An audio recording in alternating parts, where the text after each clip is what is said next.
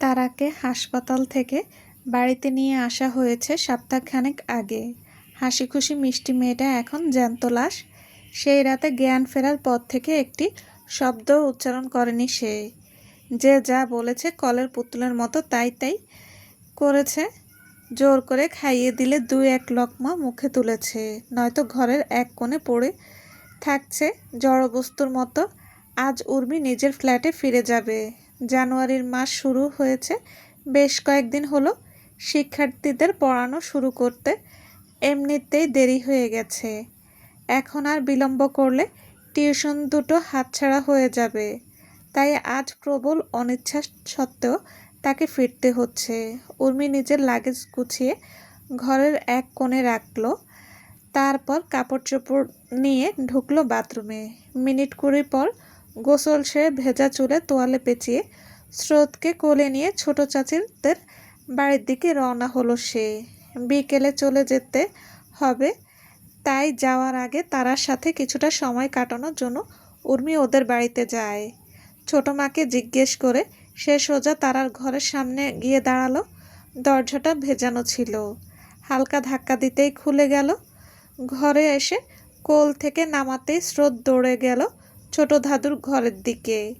উর্মি ঘরে প্রবেশ করে চোখ বুলিয়ে দেখল তারা এক কোণে গুটিসুটি মেরে বসে আছে। উর্মি অতি সন্তর্পণে এগিয়ে গিয়ে তারার পাশে মেঝেতেই বসলো। মাত্র কয়েকটা দিন, অথচ এরই মধ্যে কি করুণ দশা হয়েছে মেয়েটার। সেই স্নিগ্ধ সুশ্রী চেহারাটার অকাল গ্রহণ লেগেছে। এক ঢাল কালো কুচকুচে চুলগুলো এখন উস্কো খুস্কো, হাতের নিচে গাঢ় কালির রেখা, হাত পা ফ্যাকাশে হয়ে গেছে। রংচটা দেওয়ালের এর দিকে শূন্য দৃষ্টিতে তাকিয়ে আছে তারা। শরীরের ওড়নাটা অবহেলায় অর্ধেকটা মেঝেতে লুটোপুটি খাচ্ছে। সামনে বসা এই মেয়েটার নাম তারা আহমেদ, অথচ এই মৃতপ্রায় যুবতীর মাঝে উর্মি কয়েক মাস আগে সেই ভাঙাচোরা খণ্ড বিখণ্ড নিজেকে দেখতে পাচ্ছে। স্বামীর প্রতি অন্ধবিশ্বাস রাখা এক নারীর চরমভাবে ঠকে যাওয়ার পর জ্যান্ত লাশ হয়ে যাওয়া প্রতিচ্ছবি তারা। উর্মি আসলে তারার মাঝে নিজেকে দেখছে, যে নিজের বিশ্বাস, সন্তান, ভালোবাসা আর সাজানো সংসার হারিয়ে একদিন ঠিক এইভাবে নিঃস্ব হয়েছিল। সেই বিভীষিকাময় অতীত মনে পড়লে আজও উর্মির গলা শুকিয়ে আসে। বুকের ভেতরটা জমাটবদ্ধ কষ্টে পাহাড় ধসে পড়তে চায়। কান্নারা দলা পাকিয়ে গলার কাছে আটকে থাকে। চোখের কোটর উপচে জল গড়িয়ে পড়ে গালের কার্নিশ বেয়ে। কাপা কাপা হাত তুলে উর্মি তারার মাথার উপর রাখে। উর্মির মনে হচ্ছে এই স্নেহের হাতটাই তারার মাথায় নয়, বরং কয়েক মাস আগের সেই ভঙ্গুর উর্মির মাথায় রাখছে সে। তারা নির্জীব চোখে মাথা তুলে তাকায় বড় বোনের দিকে। নিজের প্রতিচ্ছবি দেখতে পায় উর্মির করুণ মুখে। এত দিনের জমানো কষ্ট, কান্না সব যেন একসাথে বেরিয়ে আসতে চায়। সে সজোরে আশ্রে পড়ে বোনের বুকে। জড়বস্তুর মতো পড়ে থাকা তারা আজ বাঁধ ভাঙা কান্নায় ভেঙে পড়ে। উর্মি স্নেহের হাত বুলিয়ে দেয় বোনের মাথায়। কান্নার তীব্রতায় ওর পলকা শরীরটা বারবার কেঁপে কেঁপে উঠছে। কান্নার দমকে শ্বাস টেনে নিজেকে কিছুটা শান্ত করে তারা বলল, মানুষ এমনটা কিভাবে করতে পারে আপু? আমি কি করিনি ওর জন্য? আমার সুখের আশায় আব্বু নিজের চিকিৎসার টাকা ওই জানোয়ারটার হাতে তুলে দিল। টাকার অভাবে আজ আমার বাবা প্যারালাইসিসে আক্রান্ত হয়ে পঙ্গু হতে চলল।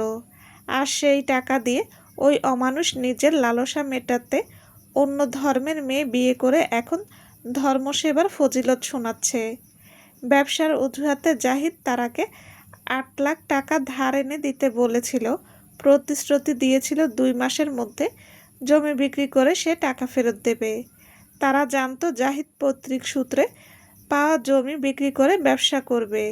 স্রেফ কাগজপত্রের জটিলতায় বিক্রি করতে দেরি হচ্ছে। এদিকে শাশুড়ি আর ননদও টাকার জন্য তারাকে দিনরাত চাপ দিতে থাকে। সংসারের নিত্যদিনের অশান্তিতে অতিষ্ঠ হয়ে শেষ পর্যন্ত বাবার কাছে টাকা চায় সে। মেয়ের সুখের কথা চিন্তা করে চিকিৎসার জন্য জমানোর সবটুকু অর্থ জামাইয়ের হাতে তুলে দেন তারার বাবা। অথচ নির্দিষ্ট সময় পার হয়ে গেল সেই অমানুষ টাকা ফেরত দেওয়ার কোনো নাম নেয় না।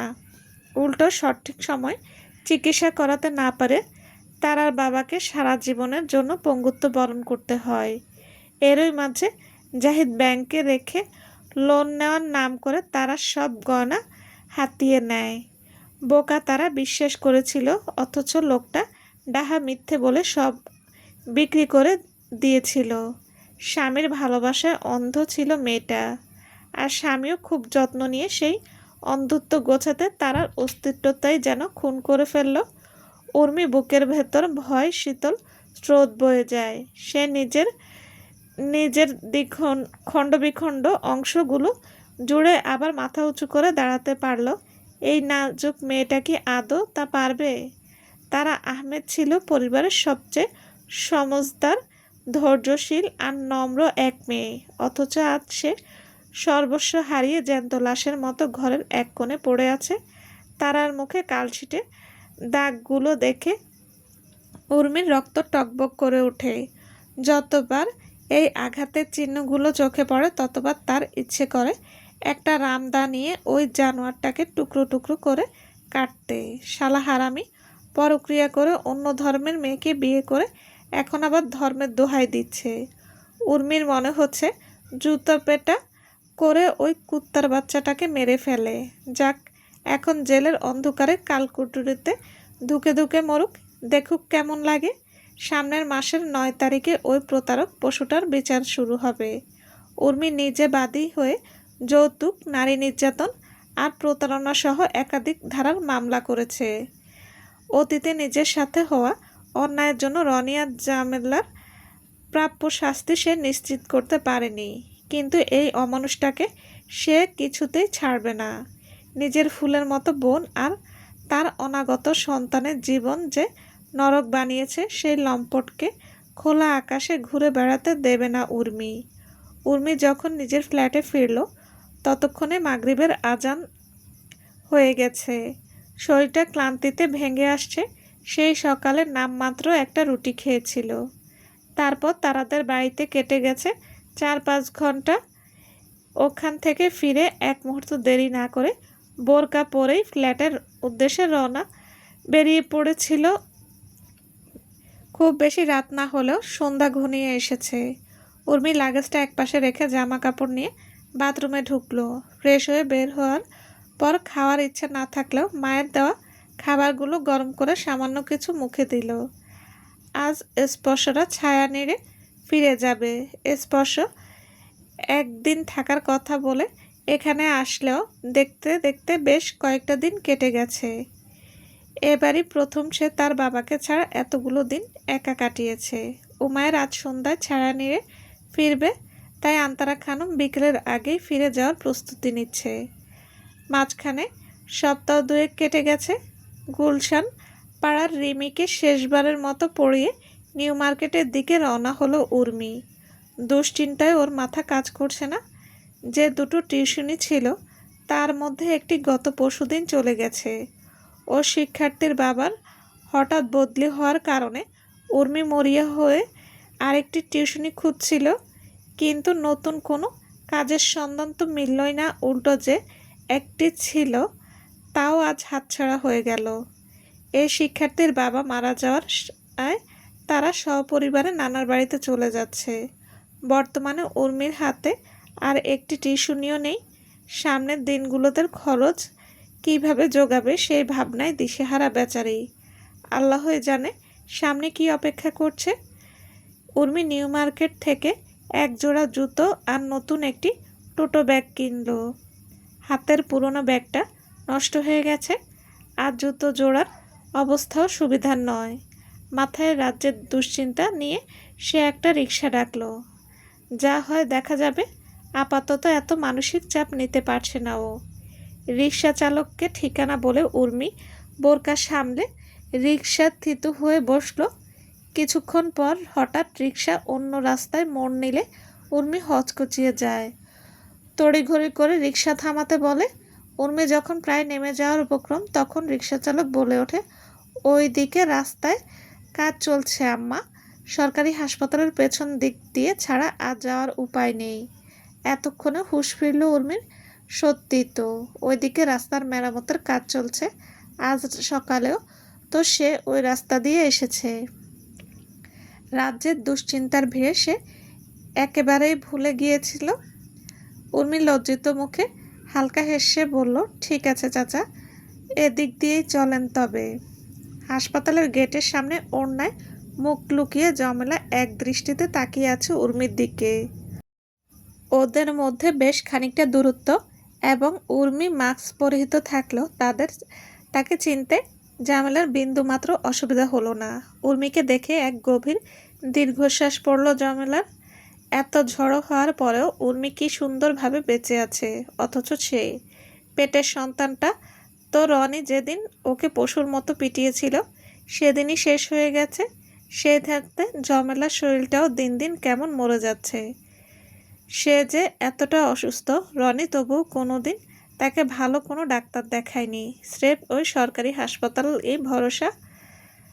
অবস্থা খুব বেশি বেগতিক হলে এখানে নিয়ে এসে ফেলে রেখে যায়, আবার কিছুটা সুস্থ হলে নিয়ে যায়। উর্মির রিকশাটা ওর দৃষ্টিসীমার বাইরে চলে গেছে বহুক্ষণ আগেই। তবু সব ধ্যান জ্ঞান খুইয়ে জমেলা সেদিকে তাকিয়ে থাকে। বেশ কিছুক্ষণ পর রনির ধাক্কায় হুঁশ ফিরল তার। রনি একটা দোলনা হাতে ওর পাশে এসে দাঁড়িয়েছে। দোলনা দেখে জমেলার পিত্তি জ্বলে উঠল। নিজের পেটের বাচ্চাটাকে যে জানোয়ারটা পিটিয়ে মেরে ফেলেছে, আজ তারই আবার পরের বাচ্চার জন্য দরদ উতলে উঠছে। জমেলা নিজের ক্ষোভ আর সংবরণ করতে পারল না। তপ্ত গলায় বলল উঠল, আমায় ডাক্তার দেখানোর সময় তো তোমার হাতে কানাকড়িও ছিল না। এখন দেখি দামি দোলনা কেনার টাকা আসমান থেকে পড়ল। জমেলার কথা শুনে রনি বিরক্ত হলো ভীষণ। সেই সাথে চড়ে গেল রাগের পারদও। কিন্তু আশেপাশের মানুষের ভিড় দেখে সে নিজেকে সামলে নিয়ে দাঁতে দাঁত চেপে হিসিয়ে বলল, এই দোলনা কেনার টাকা ওর বাপ পাঠিয়েছে। তোরা মরা বাপকে বল কবর থেকে উঠে এসে টাকা দিয়ে যেতে, সেই টাকা দিয়ে তোকে ডাক্তার দেখাই। সময় তার আপন খেয়ালে বয়ে চলেছে। ক্যালেন্ডারের পাতা উল্টে জানুয়ারির জানুয়ারি বিদায় নিয়েছে অনেক আগেই। মেঘের শেষ লগ্ন পেরিয়ে প্রকৃতিতে এখন ফাল্গুনের মাতাল হাওয়া। ধরণী থেকে শীত নিজের তল্পিতল্পা গুটিয়ে বিদায় নিয়েছে।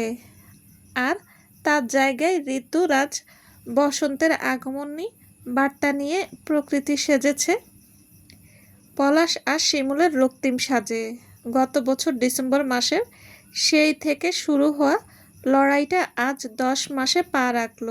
এই দীর্ঘ 10টি মাস উর্মির জন্য ছিল এক বিভীষিকার নাম। আজ থেকে ঠিক 6 মাস আগে এক শ্রাবণের বর্ষণমুখর রাতে পৃথিবী ছেড়ে 3.5 হাত মাটির নিচে চলে গেছে তারার নিথর দেহ। ডেলিভারির সময় অনাগত সন্তান সহ তারার এই অকাল মৃত্যু পুরো পরিবারকে ভেতর থেকে ভেঙে গুঁড়িয়ে দিয়েছিল। কিন্তু ভেঙে পড়ার বিলাসিতা ছিল না উর্মির। নিজের সাথে হওয়া প্রতারণা সামলে উঠতে পারল বোন ও তার সন্তানের সাথে ঘটা এই নির্মম অন্যায় উর্মিকে করে তুলেছিল ইস্পাত কঠিন। পরিবারের সমর্থন আর প্রিয় বান্ধবী মোহনার আইনজীবী স্বামীর একান্ত প্রচেষ্টায় মামলাটি দ্রুত বিচার ট্রাইব্যুনালে হস্তান্তরিত হয়। গত 6 মাস উর্মিসহ পুরো পরিবার লড়েছে মৃত বোন ও তার ভূমিষ্ঠ না হওয়া বাচ্চাটার হাহাকার বুকে নিয়ে। টিউশনি হারানো, পড়াশোনার চাপ আর শারীরিক অসুস্থতাকে তুচ্ছ করে উর্মি দিনের পর দিন কোর্টের বারান্দায় পড়ে থেকেছে। প্রিয়জন হারানোর শোককে শক্তিতে রূপান্তরণ করেছে কেবল ওই জানোয়ারটাকে উপযুক্ত শাস্তি দেওয়ার নেশায়। শহরের আকাশে এখন কার্তিকের হালকা কুয়াশা। হেমন্তের এই স্নিগ্ধ সকালে দাঁড়িয়ে উর্মি অনুভব করে দীর্ঘ 10 মাসের এই কণ্টকান্নির পথ আজ এক চূড়ান্ত গন্তব্যে এসে পৌঁছেছে। আজ তারার খুনির বিচার হয়েছে। উর্মি ফাইল হাতে দাঁড়িয়ে আছে। লোকারণ্য আদালত চত্বরে কড়া পুলিশি পাহারায় আসামিকে প্রিজন ভ্যানে তোলা হচ্ছে। ভ্যানটি ছাড়ার শব্দে উর্মির ঘোট কাটল। ওর চোখের তারায় ভেসে উঠল কিছুক্ষণ আগের এজলাসের ভেতরের সেই গুমোট পরিবেশ। বিচারককে নথি স্বাক্ষর করতে করতে গম্ভীর স্বরে রায় ঘোষণা করে বললেন, আসামি জাহিদের বিরুদ্ধে যৌতুক নিরোধন আইন 2018, নারী ও শিশু নির্যাতন দমন আইন 2000 এবং দণ্ডবিধি 420 ধারায় আনীত প্রতিটি অভিযোগে রাষ্ট্রপক্ষ সন্দেহাতীতভাবে প্রমাণ করতে সক্ষম হয়েছে আসামি কেবল তার অর্থ আত্মসাৎ করেনি, বরং তাকে শারীরিক ও মানসিকভাবে মৃত্যুর দিকে ঠেলে দিয়েছে। এমন অবস্থায় আদালত আসামি জাহিদকে নারী নির্যাতনের অপরাধে 9 বছর, প্রতারণার দায়ে 7 বছর এবং যৌতুকের জন্য 5 বছরের সশ্রম কারাদণ্ড প্রদান করেছে। আইনের বিধান অনুযায়ী প্রতিটি সাজা একই সাথে কার্যকর হবে। ফলে আসামিকে সর্বমোট 9 বছর সশ্রম কারাদণ্ড ভোগ করতে হবে। রায় শুনে উর্মি এক পলক তাকিয়েছিল জাহিদ নামের ওই অমানুষের দিকে। সময়ের ব্যবধানে জানোয়ারটার শরীরে মাংস শুকিয়ে কাঠ হয়ে গেছে, চোখ দুটো গর্তে ঢুকে গেছে, লিকলিকে বাঁশের মতো শরীরটা কোনো মতে কাঠগড়ায় রেলিং ধরে দাঁড়িয়ে আছে। লম্পটটা নিজের লালসা মেটাতে পরক্রিয়া করে সেই পাপকে ধর্মের মোড়কে ঢাকতে চেয়েছিল, আর ধর্মের দোহাই দিয়েই অকথ্য নির্যাতন চালিয়েছিল তার ওপর। সেই অমানসিক যন্ত্রণা সইতে না পেরে ওর আদরের বোনটা অকালত এই পৃথিবী থেকে বিদায় নিয়েছে। অপরাধীর ছাড় পাওয়া দেখে সেই সময় সৃষ্টিকর্তার ওপর অনেক অভিযোগ জমেছিল উর্মির। তবে আজ এই জীর্ণ শরীরটা দেখে উর্মির বুঝতে পারল, আল্লাহ ছাড় দিল কোনো অপরাধীকে ছেড়ে দেন না। একসময় জাহিদ উর্মিকে অকথ্য ভাষায় গালিগালাজ করে বলেছিল, উর্মি নিজের চরিত্রের এই সমস্যা, তাই তো ওর সংসার টেকেনি। ওর বোন তারারও একই রোগ, নইলে আমি একজন অন্য ধর্মের নারীকে বিয়ে করে দিনের ছায়াতলে নিয়ে এসেছি। এটার জন্য আমাকে বাহবা না দিয়ে এত নকরা করার কি আছে? যত সব স্বার্থপর চরিত্রহীন বেশ্যা মহিলা। সেদিন নিজের আর মৃত বোনের সম্পর্কে এমন কুরুচিপূর্ণ ও নোংরা মন্তব্য শুনে উর্মির রক্ত টকবক করে উঠেছিল, কিন্তু সে কোনো কথার জবাব দেয়নি। কেবল ঘৃণায় জাহিদের মুখ থুতু ছিটিয়ে সেখান থেকে চলে এসেছিল। আজ উর্মির বুকের ভেতরের এক অনাবিল শান্তির স্রোত বয়ে যাচ্ছে। ওই জানোয়ারটাকে, নিজের লালসাকে ধর্মের আবরণে ঢাকতে চেয়েছিল। সে ভেবেছিল অসহায় পেয়ে তারা তার প্রতিমা নামের মেয়েটাকে নিজের খেয়াল খুশি মতো ব্যবহার করবে। নিজেকে বড্ড বেশি বুদ্ধিমান ভেবে যে দড়ি ধরে সে উপরে উঠতে চেয়েছিল, আজ সে দড়ি লম্পটটার গলায় আজীবনের ফাঁস হয়ে ঝুলে গেছে। হিন্দু ভেবে প্রতিমা নামে যে মেয়েটাকে নিজের খায়েশ মেটাতে বিয়ে করে ফাতেমা নাম দিয়েছিল, সেই মেয়েটি আসলে জন্ম থেকেই ফাতেমা ছিল, অর্থাৎ মুসলিম। নিজের আসল পরিচয় গোপন করে এভাবে সে বিভিন্ন পুরুষকে চড়া কাবিনে বিয়ে করে পরে নিজে থেকেই ডিভোর্স নিয়ে নেয়। জাহিদকে নিয়ে এ পর্যন্ত মোট 3টি বিয়ে করেছে ওই মেয়ে। মজার ব্যাপার হলো, ওই 3টি পুরুষই ছিল বিবাহিত। এই চরিত্রহীন কাপুরুষগুলো সুন্দর জীবনের টোপ দিয়ে নিজেদের অবৈধ লালসা মেটাতে গিয়ে আজ সর্বশান্ত হয়ে পথে বসেছে। মোহরানা, যৌতুক, নারী নির্যাতন আর প্রতারণার মামলা ঠুকে দিয়ে ওই মেয়েটি হাতিয়ে নিয়েছে বিপুল অর্থবিত্ত। তবে জাহিদও প্রতিমার মতো চরিত্রহীন নারী পুরুষের আদিম লোভের বলি হয়েছে তারার মতো নিষ্পাপ প্রাণ আর তার অনাগত সন্তানকে। উর্মি আকাশের পানে তাকাতেই বুক চিরে এক দীর্ঘশ্বাস বেরিয়ে আসে।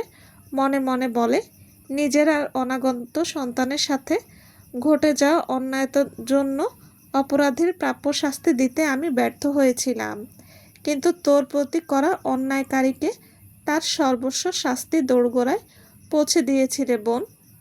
তুই এবার নিশ্চিন্তে ঘুমা তোর ওই নিষ্পাপ পরীকে নিয়ে। আর তোর ওপর জুলুমকারী ওই জানোয়ারটা পচে গলে মরুক অন্ধকার প্রকটের দেওয়াল কামড়ে। ব্যস্ত দিনের শেষে মাগরিবের নামাজ পড়ে উর্মি রান্নাঘরে ঢুকলো। আদা ফুরিয়ে গেছে দেখে আজ কেবল লেবু দিয়ে চা বসালো। নিয়ম মাফিক বড় কফি মগটা ভরে চা নিয়ে গিয়ে দাঁড়ালো ব্যালকনিতে। অবসন্ন শরীরটা নিয়ে মেঝের এক কোণে কোনো মতে গুটিসুটি মেরে বসে প্রথম চুমুকটা দিতেই ওর মুখটা তেতো হয়ে উঠল। ইস, এত জঘন্য চা সে জন্মেও খায়নি। এই উৎকট তেতকুটে স্বাদের রহস্য খুঁজতে গিয়ে নিজের মগটাকে একটু নাকে দিতেই মনে পড়ল অন্যমনস্ক হয়ে ফুটন্ত চুলাতে লেবুর রস ঢেলে দিয়েছিল। নিজের এমন বোকামিতে নিজেই বিরক্ত হয়ে একটা সূচক শব্দ করল উর্মি। তবে আবার উঠে গিয়ে নতুন করে চা বানানোর মতো শারীরিক বা মানসিক শক্তি কোনোটাই এখন ওর অবশিষ্ট নেই। তাই নাক মুখ কুচকে সেই অখাদ্য পানীয়টুকু ওই এক একটা তিতকুটে চুমুকে গিলে নিতে লাগলো সে। ব্যালকনির আলোটা নিভানো, ভেতরের ঘর থেকে জ্বলা উজ্জ্বল আলোর এক ফলি ছটা দরজার পর্দার ফাঁক গলে চুইয়ে পড়ছে বাইরে। সেই স্নান আলোয় কলা পাতা রঙের শাড়িতে মোড়ানো উর্মিকে এক দৃষ্টিতে দেখছে তাসরিফ। সামনের বিল্ডিংয়ের 4 তলার ব্যালকনি থেকে দৃষ্টি সরিয়ে সে একবার তাকালো বিশাল আকাশের দিকে। আকাশের বুকে সন্ধ্যা তারা আজ বড্ড বেশি উজ্জ্বল। অমাবস্যার নিকষ আধারেও আকাশের গায়ে জ্বলে থাকা এ ধ্রুব তারার ছায়া কেন জানি তাসরিফ খুঁজে পেল সামনের ব্যালকনিতে বসে থাকা ওই বিষণ্ণ মেয়েটির মাঝে। গত 10 মাস ধরে রাত বিরাতে এই বিল্ডিংয়ের পেছনের রাস্তায় কখনো গাছের আড়ালে, কখনো গাড়ির আড়ালে কিংবা জমাটবদ্ধ অন্ধকারে তলিয়ে থাকা ওর প্রত্যাহিক রুটিন হয়ে দাঁড়িয়েছে। শপিংয়ের সেই দিনে উর্মি তাসরিফকে ফিরিয়ে দেওয়ার পর থেকে আজ পর্যন্ত মাত্র 2 বার তাদের মুখোমুখি দেখা হয়েছে, তাও তারার মৃত্যুর সেই শোকাতর সময়ে। সরাসরি উর্মির দেখা না পেলেও মনে তৃষ্ণা মেটাতে তাসরিফ তার অগোচরেই বাসা, কলেজ কিংবা রাস্তাঘাটে ছায়ার মতো উপস্থিত হয়। ভাগ্য সহায় থাকলে চোখ ভরে দেখে নেয় নিজের প্রিয় মানুষটিকে। যদিও উর্মিকে দেখে তাসরিফের চোখ জুড়ালেও তৃষ্ণা মেটে না কখনোই। মাস 2 আগেই ও মাস্টার্স সম্পন্ন করে নিজেদের পারিবারিক ব্যবসায় হাল ধরেছে। এই মাসের শুরু থেকেই মা তামান্না বেগম ওর জন্য মেয়ে দেখা শুরু করেছেন। তবে হৃদয়ে একজনকে রেখে অন্য কাউকে ঘরে তোলার সাহস তাসরিফের নেই, আর কখনো হবে বলেও মনে হয় না। উর্মি বিচ্ছেদকে তাসরিফের দিকে নতুন করে পাওয়ার দ্বিতীয় সুযোগ হিসেবে মনে প্রাণে বিশ্বাস করে। যৌবনের প্রথম অনুভূতিকে বৃদ্ধ বয়সে সঙ্গিনী করার জন্য ওকে যা যা করতে হয় ও তাই করবে। যত দীর্ঘ অপেক্ষাই হোক না কেন তাসরিফ প্রস্তুত। তামান্না বেগম যে উর্মিকে দুচোখে দেখতে পারে না তা তাসরিফের অজানা নয়। তবে সেটা ওর কাছে কোনো বড় সমস্যা নয়। মাকে সে যে কোনোভাবে বুঝিয়ে রাজি করাবে।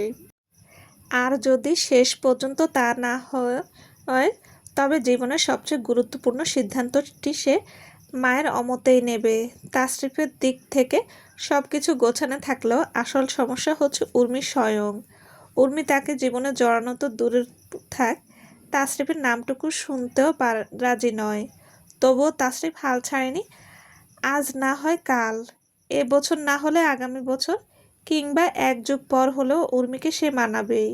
আর সেই দিনটি না আসা পর্যন্ত তাসরিফ অপেক্ষা করে যাবে। শুক্রবার সকাল 9টা। সপ্তাহের অন্যান্য দিনের সেই চেনা ব্যস্ততা নেই। রাস্তাঘাট কিছুটা শান্ত, যানবাহনের যান্ত্রিক শব্দের মাঝে এও এখন পাখিদের কলকাতানি কানে আসে স্পষ্ট।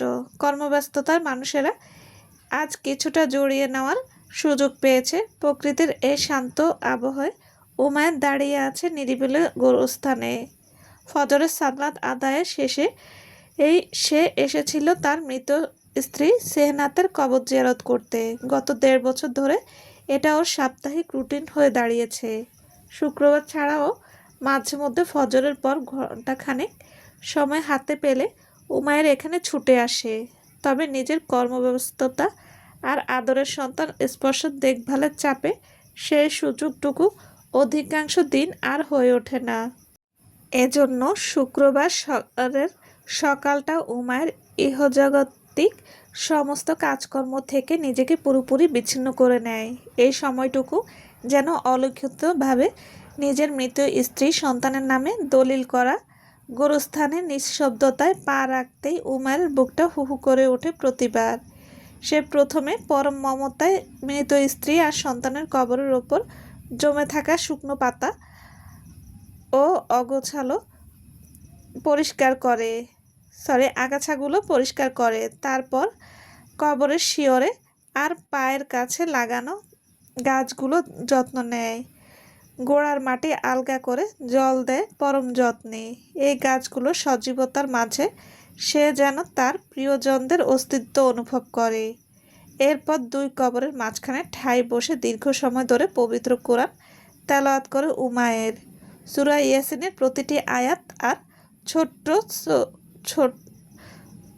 সূরাগুলো ধ্বনিতে চারপাশ এক আধ্যাত্মিক প্রশান্তিতে ভরে ওঠে। তেলাওয়াত শেষে চলে নিবিষ্ট মনে জিকির আর ইস্তেগফার। এরপর ২ হাত তুলে ধরে আকাশের পানে স্ত্রী আর মাসুম মেয়েটার আত্মার মাগফিরাত কামনায় দীর্ঘ মোনাজাত। তার গাল বেয়ে গড়িয়ে পড়ে তপ্ত অশ্রু। মোনাজাত শেষে উমায়ের ২ কবরের সামনে হাঁটু গেড়ে বসল। পরম মমতায় সে বিড়বিড় করে বলতে শুরু করলো তার আর স্পর্শের প্রতিদিনের খুঁটিনাটি গল্প। স্পর্শ এখন কি করছে, ওর প্রতিটি দুষ্টুমি, মাহীন এই একাকিত্ব মাঝে ছোট থেকে একটু একটু করে বড় হয়ে ওঠার আখ্যান সবই সে স্ত্রী আর মেয়ের কানে পৌঁছে দেয় নিয়ম করে। সাপ্তাহিক এই নিবৃত আলাপচারিতার উমায়ের বেঁচে থাকার একমাত্র পায়েত। ঘড়ি কাঁটা ১০টার ঘর ছুঁই ছুঁই করছে। হঠাৎ নিস্তব্ধ গোরস্থানকে সচকিত করে উমায়ের পকেটে থাকা ফোনটা সশব্দে বেজে উঠল। এই শ্মশানসম নিস্তব্ধতায় ফোনের যান্ত্রিক শুরুটুকু যেন কারো বুকের ভেতর কম্পন ধরিয়ে দেওয়ার জন্য যথেষ্ট। সাধারণত এখানে ঢোকার আগে ফোন সাইলেন্ট করে নেয় উমায়ের। গত সপ্তাহে শহরের বাইরে থাকায় এখানে আসতে পারেনি সে। তাই আজ অতিরিক্ত ব্যাকুলতায় ফোন সাইলেন্ট করার কথা মাথায় ছিল না তার। উমায়ের ধীরলয়ে উঠে দাঁড়ালো। চোখের কোটরে জমে থাকা বিষাদগুলো সে মুছে নিল মাটি মাখা হাতেই। চোখ ফিরিয়ে চারপাশে রোদের তীব্রতা অনুভব করতেই পকেট থেকে ফোনটা বের করলো উমায়ের। সময়ের দিকে তাকিয়ে ভ্রু কুঁচকে ফোনের স্ক্রিনে স্থির হলো ও দৃষ্টি। এই অসময়ে তিথি কল দেখে বিরক্তের রেশ ফুটে উঠল উমায়ের চোখ মুখে। শুক্রবার সকালে সে কোথায় থাকে তা পরিবারের সবারই জানা। সেই সাথে এটাও সুবিদিত যে এ সময় ওর ফোন সাইলেন্ট থাকে। তবু তিথির বারবার কল দেওয়া ওর বিরক্ত তত্তরিয়ে বাড়ল। উমায়ের কলটা কেটে ফোন সাইলেন্ট মোডে নিয়ে পকেটে পুরল।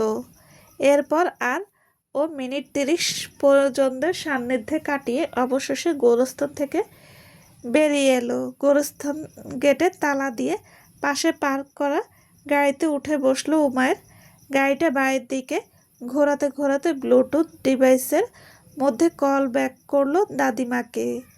গত ৮ ঘন্টা দাদিমা চারবার কল দিয়েছে। নিশ্চয় গুরুতর কিছু ঘটেছে, নয়তো তাকে এতবার কল দেওয়ার কথা নয়। রিং হওয়ার কয়েক সেকেন্ডের মাথায় ওপাশ থেকে কল রিসিভ হলো। তারবিহীন ডিভাইসের মাধ্যমে অপর প্রান্ত থেকে ভেসে এলো কান্নামাখা সুরে বলা কিছু কথা, যা শোনা মাত্রই উমায়ের চোয়াল শক্ত হয়ে উঠল। মুহূর্তের ব্যবধানে সে স্টিয়ারিং শক্ত করে চেপে ধরে গাড়ির গতি বাড়িয়ে দিল। রাস্তার বুকে চিরে কালো গাড়িটা তীব্র বেগে ছুটে চলল গন্তব্যের দিকে। চলবে। আসসালামু আলাইকুম। গল্পটি কেমন লেগেছে প্লিজ জানাবেন। আর হ্যাঁ, অবশ্যই লাইক কমেন্ট করবেন। আর যারা এখনও আমার চ্যানেলটি সাবস্ক্রাইব করেননি তাদের বলছি প্লিজ চ্যানেলটি সাবস্ক্রাইব করে পাশে থাকবেন। সবাই ভালো থাকবেন। আল্লাহ হাফেজ।